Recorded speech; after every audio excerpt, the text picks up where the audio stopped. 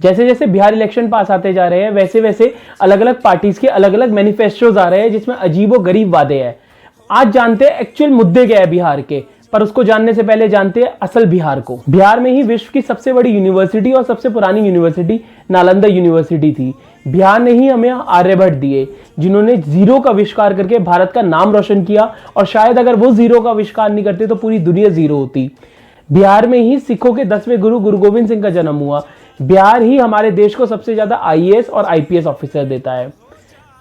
पर आज की डेट में जब हम बिहार को याद करते हैं तो हम बिहार की वो छवि याद करते हैं जो एक पिछड़े हुए राज्य की है, या हम बिहार के बारे में जब भी सोचते हैं तो हमारे दिमाग में खराब अर्थव्यवस्था या खराब पॉलिटिकल सिचुएशन सामने आती है, या हम सोचते हैं बिहार वो स्टेट है जहां पे एजुकेशन की हालत बहुत खराब है। पर ये हुआ क्यों, हमें ये जानना पड़ेगा, और ये इलेक्शन क्यों इंपॉर्टेंट है बिहार के भविष्य के लिए और बिहार की तस्वीर के लिए। तो जानते हैं बिहार के असल मुद्दे क्या है। हाय दोस्तों, मैं हूं अखिल गुप्ता और आपका स्वागत है आउट एंड आउट वीडियोस में। आज हम बात करेंगे बिहार के बारे में। बिहार ने देश को बहुत कुछ दिया है, चाहे वो चंद्रगुप्त हो या चाहे वो सुपर 30 के आनंद कुमार हो। बिहार ने हमेशा कुछ दिया है, लिया नहीं है। पर शायद आज के बिहार की वो तस्वीर नहीं है जो होनी चाहिए थी। पर इस साल के इलेक्शन में हम बिहार के भविष्य और उसकी तस्वीर को बदल सकते हैं। चलिए तो कॉन्वर्सेशन शुरू करते हैं बिहार के इलेक्शन पे, बिहार के 2020 के इलेक्शन पे और उसके असल मुद्दों पे। बिहार के विधानसभा चुनावों में 57% वोटिंग करी जाती है, जबकि देश की अगर बात करें तो ये 65% है। तो कुल मिला के बिहार के इलेक्शन में 8% कम वोटिंग की जाती है, जो कि बहुत गलत बात है। आपको इस बात को समझना होगा कि आपके एक दिन के वोट की पावर से आप 5 साल किसी को पावर में लाते हो। आपके वोट की कीमत अमूल्य है, तो इस बार प्लीज घर से निकलिएगा और वोट जरूर करिएगा और एक रिकॉर्ड बनाइएगा वोटिंग परसेंटेज का। और ना इस साल किसी आप जाति के बेसिस पे, ना धर्म के बेसिस पे, ना पार्टी के बेसिस पे, ना चेहरे के बेसिस पे, मुद्दों के बेसिस पे वोट दीजिएगा। बिहार की तस्वीर जरूर बदलेगी, और वो क्या मुद्दे हैं वो हम जानते हैं।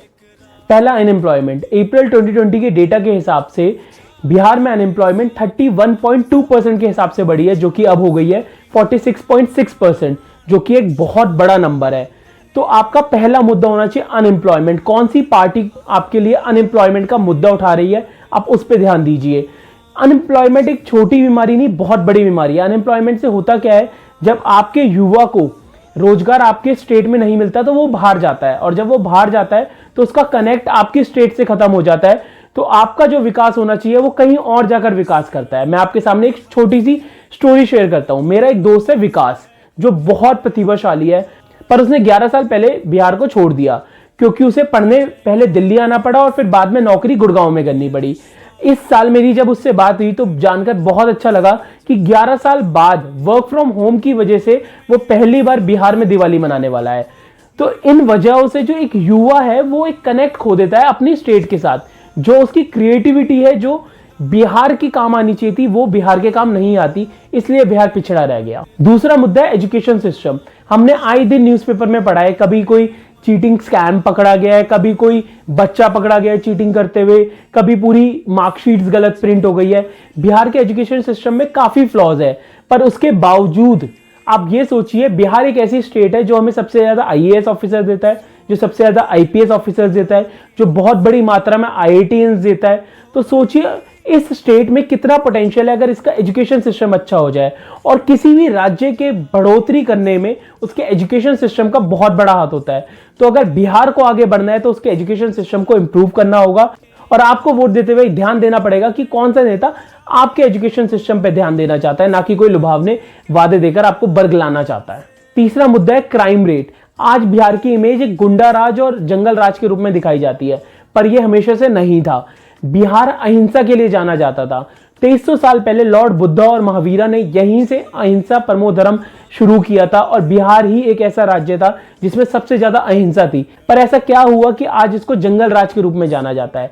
इसका कारण है गलत पदों पे बाहुबलियों का होना। तो इस बार जब आप वोट करें तो आप याद रखें कि एक पढ़े लिखे कैंडिडेट को चूज करें, आप बाहुबली को वोट ना दें सिर्फ उसकी पावर देखकर।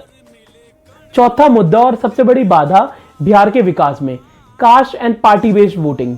बिहार की सबसे बड़ी प्रॉब्लम है caste based voting. Yadav Yadav को वोट देगा, ठाकुर ठाकुर को वोट देगा, ब्राह्मण ब्राह्मण को वोट देगा। इस चक्कर में जो डिजर्विंग कैंडिडेट है वो जीत नहीं पाता, और जो उसको पॉलिसीज लानी होती है वो नहीं ला पाता। और विकास भी रुकता है और जो अनडिजर्विंग कैंडिडेट है वो गद्दी पर बैठ जाता है। कितनी बार आपने सुना होगा कि यादव क्षेत्र में यादव कैंडिडेट जीता, पर यह स्टेटमेंट बिल्कुल गलत है, ये होना ही नहीं चाहिए।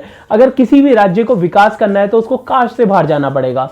दूसरी प्रॉब्लम है पॉलिटिकल पार्टी बेस्ड वोटिंग।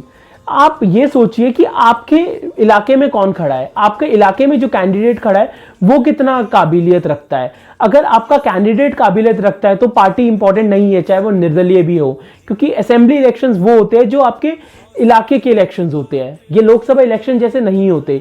तो प्लीज किसी पार्टी को वोट मत दीजिए, कैंडिडेट को वोट दीजिए। देखिए कि किसमें क्षमता है आपको और आपके विजन को संभालने की। गाइस, बिहार में बहुत क्षमता है आगे बढ़ने की, पर कुछ पॉलिटिकल पार्टीज की वजह से बिहार कभी आगे नहीं बढ़ पाया। इस बार मेरी आपसे विनती है कि आप जमकर वोटिंग करें और एक अच्छी सरकार को चुनें, क्योंकि एक अच्छी सरकार जब आएगी तो बिहार आगे बढ़ेगा, और बिहार आगे बढ़ेगा तो देश आगे बढ़ेगा। Special thanks to Vikas and Vasudha for helping me with this topic. And आशा करता हूं आपको ये वीडियो पसंद आई होगी। अगर आपको ये वीडियो पसंद आई तो प्लीज लाइक करिए, शेयर करिए और चैनल को सब्सक्राइब करिए। हम इसी तरीके का इंफॉर्मेटिव कंटेंट बनाते हैं आपके लिए बिना बायस हुए। Thank you. जय हिंद, जय बिहार।